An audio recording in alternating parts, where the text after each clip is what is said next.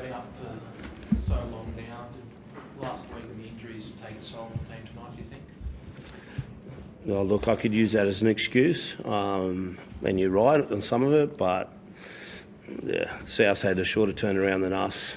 They've got injuries, so we're not tossing up any excuses. If I start tossing up excuses, I'll become one of the weak ones. What do you put tonight down to then? Well, as I said, you hit the nail on the head. We could put it down for lots of things, but the opposition didn't give us a chance to breathe, and they were outstanding with the football, and we were the opposite. We turned the ball over, didn't play it properly, knock-ons, all that type of stuff, and then that led to missed tackles. Fatigue led to missed tackles. So the opposition were very good, and we played them into that part. I looked at South at the end. They looked fresh. They were on the front foot, and so they should be. And we were out on our feet. Two key calls either side of half-time, the forward pass for the Johnson try and then the non-sin bin. What did you make of that? Because I think the ref said it wasn't deliberate, the tackle on Kyle. Yeah. What did you make of that one? As I said, that wasn't why we won or lost, so I'm not going to get into that.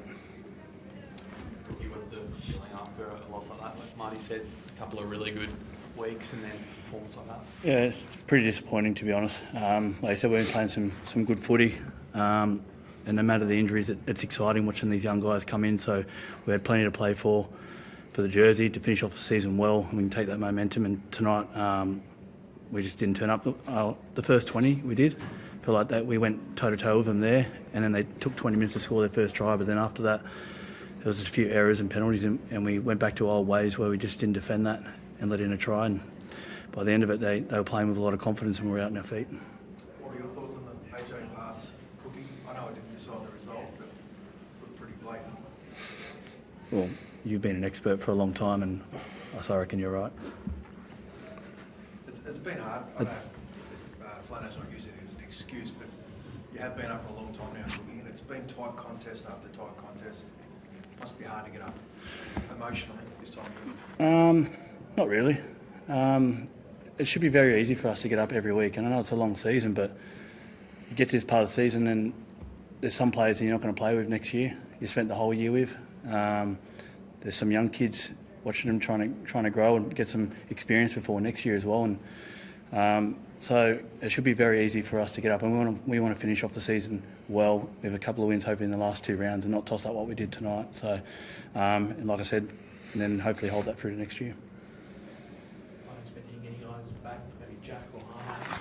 Both of them should be back. I think they're progressed pretty well through their concussion protocols, and Jaden Sewer might be an outside chance as well. So there'll be 2 or 3 welcome returns. And I saw South, a couple of their boys returned, and I thought Keon was outstanding and dominated that middle part of the field, and we had fresh legs because we kept giving him the ball. So we'll look forward to our boys coming back hopefully. Cookie, I don't want you to rub Cody too much, but he had a big difference out there tonight too. I know you've played with him for years, but just his impact out there. Yeah, I think, and just his presence on the field. I think a lot of teams go into games with him on the tip sheet, so we knew what he was going to bring. You can try and stop him, but he's a great football player. It's good just to see him back on the field. He's had a tough year this year with injuries, so good to see him back out there. But like I said, he's on everyone's tip sheet. He's a quality player. Thank you.